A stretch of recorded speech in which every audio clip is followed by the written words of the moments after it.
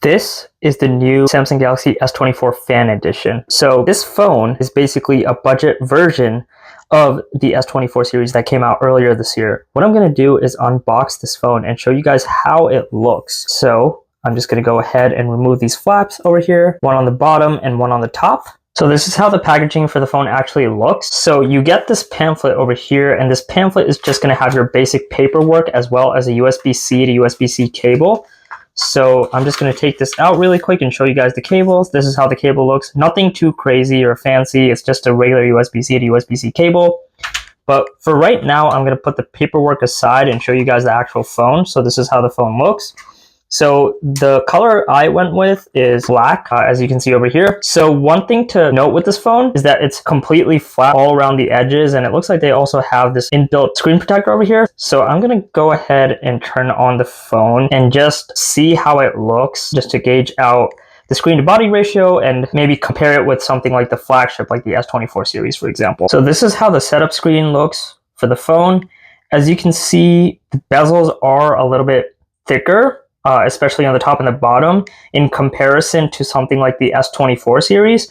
But if you look at the back, the phone actually looks very, very similar to the regular baseline S24. You can't really tell the difference, but I will say that it is bigger than the regular S24. It's more in line with the S24 Plus, but I would say it's more of a modified version of the S24 Plus. So let me go ahead and quickly set this phone up and show you guys how the home screen actually looks. So this is the default home screen for the phone. There's not much of a difference, as you can see, compared to the S24 series. However, one point I want to make is that peak brightness on this phone is a lot less compared to the S24 series. So peak brightness on this phone is only 1900 nits. And then this phone also does not have a Quad HD resolution. This phone only has a 1080p resolution.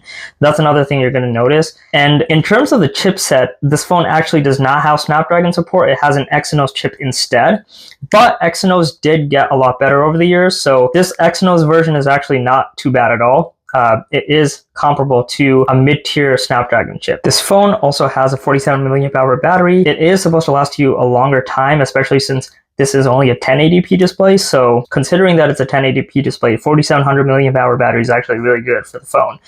And as far as the camera is concerned, it has a 50 megapixel primary sensor in the back, which supports up to 30x zoom. So as you can see, it's zoom up to 30x.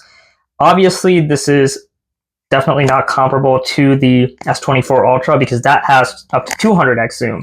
So a lot more zoom capability, obviously, but you got to keep in mind that this is, at the end of the day, a mid-tier phone, right? It's the S24 Fan Edition. You are paying Fan Edition prices for this phone, right?